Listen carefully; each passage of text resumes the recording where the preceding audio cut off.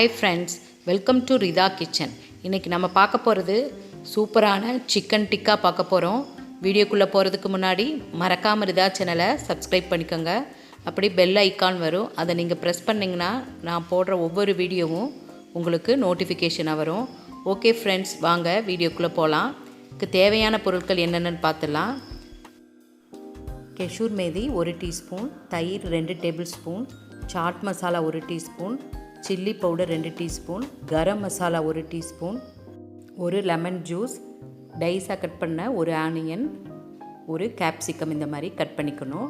Chicken நான் 1/2 kg எடுத்துருக்கேன். இந்த மாதிரி போன்லெஸ் சிக்கன் இந்த மாதிரி பீஸாக எடுத்துக்கணும். இப்போ நம்ம இந்த எல்லா மசாலாவும் அதில் போட்டு நம்ம மிக்ஸ் பண்ணி வச்சுக்கலாம்.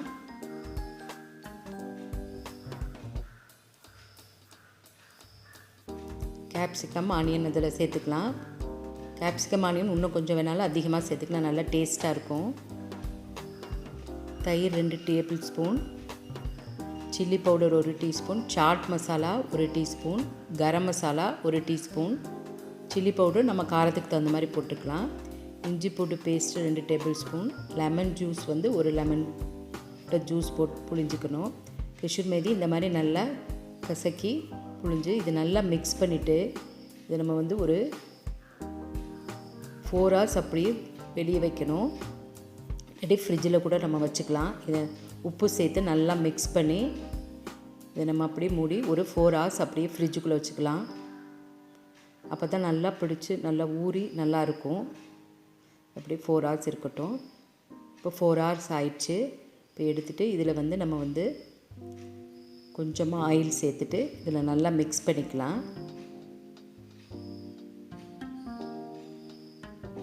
நம்ம ஆயில் சேர்த்துனாதே நல்லா இந்த மசாலாலாம் நல்லா சிக்கனில் நல்லா கோட்டிங் ஆகும். நல்லா ஆயில் சேர்த்து நல்லா மிக்ஸ் பண்ணி விட்டுருங்க.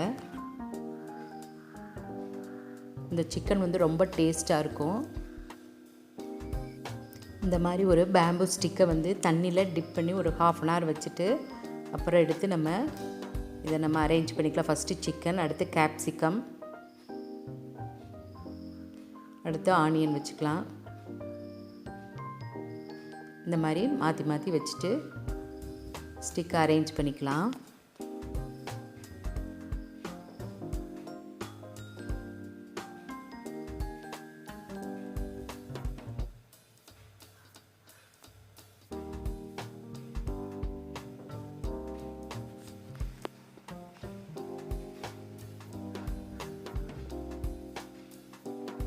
இந்த சிக்கன் ஃப்ரைட் ரைஸ் கூட, நான், சப்பாத்தி அந்த மாதிரி கூட சாப்பிடும் போது ரொம்ப டேஸ்ட்டாக இருக்கும். ட்ரை பண்ணி பாருங்கள். இந்த மாதிரி நம்ம அரேஞ்ச் பண்ணிக்கலாம் எல்லாத்தையும். பாருங்கள், இந்த மாதிரி எல்லாம் அரேஞ்ச் பண்ணியாச்சு. இப்போ நம்ம இந்த மாதிரி பேன் வச்சு அதில் கொஞ்சமாக எண்ணெய் சேர்த்துனா போதும்.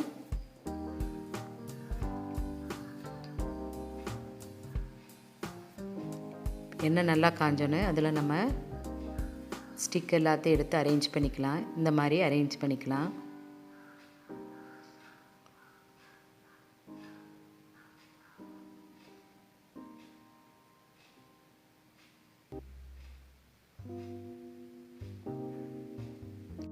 ஃபைவ் மினிட்ஸ் கழித்து அப்படியே நம்ம திருப்பி விட்டுக்கலாம்.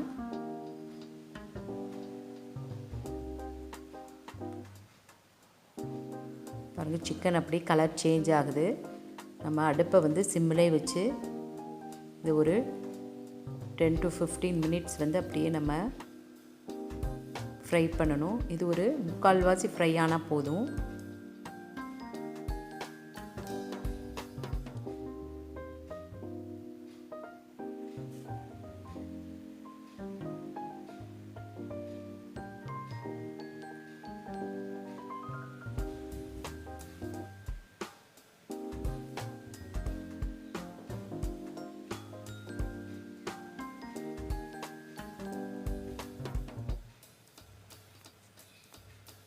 ஒரு half குக் ஆயிடுச்சு. இன்னும் ஒரு 5 minutes இருந்தால் போதும்.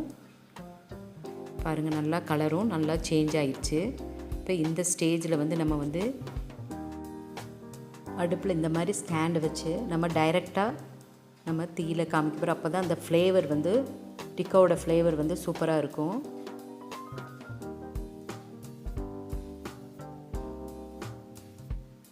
இன்னொரு ஸ்டிக்கும் வச்சுக்கலாம். அடுப்பை சிம்மில் வச்சுட்டு அப்படி நம்ம திருப்பி ஒரு 3 to 5 minutes வச்சா போதும். நல்ல ஸ்மோக்கி ஃப்ளேவர் வந்து ரொம்ப சூப்பராக இருக்கும். பாருங்கள், சூப்பராக சிக்கன் டிக்கா ரெடி ஆயிடுச்சு. ரொம்ப டேஸ்ட்டாக இருக்கும். ட்ரை பண்ணி பாருங்கள். இதுக்கு ஒரு க்ரீன் சட்னி நம்ம செஞ்சுக்கலாம். புதினா ஒரு கைப்பிடி, கொத்தமல்லி ஒரு கைப்பிடி, 2 பச்சை மிளகாய், 3 பூண்டு,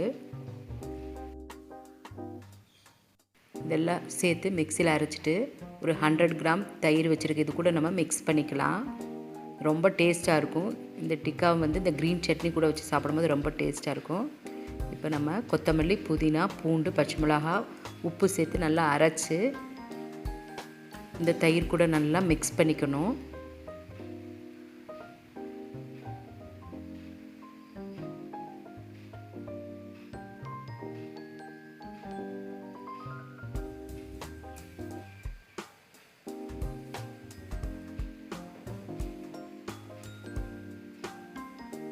இப்போ சூப்பராக க்ரீன் சட்னி ரெடி ஆயிடுச்சு. இப்போ பாருங்கள், சூப்பராக டிக்கா மசாலா ரெடி ஆயிடுச்சு. க்ரீன் சட்னி கூட ரொம்ப டேஸ்ட்டாக இருக்கும். ட்ரை பண்ணி பாருங்கள். உங்களுக்கு பிடிச்சிருந்துச்சுன்னா மறக்காமல் RIDHAA சேனலை சப்ஸ்கிரைப் பண்ணிக்கோங்க. ஓகே ஃப்ரெண்ட்ஸ், அடுத்த வீடியோவில் சந்திக்கலாம். பாய்.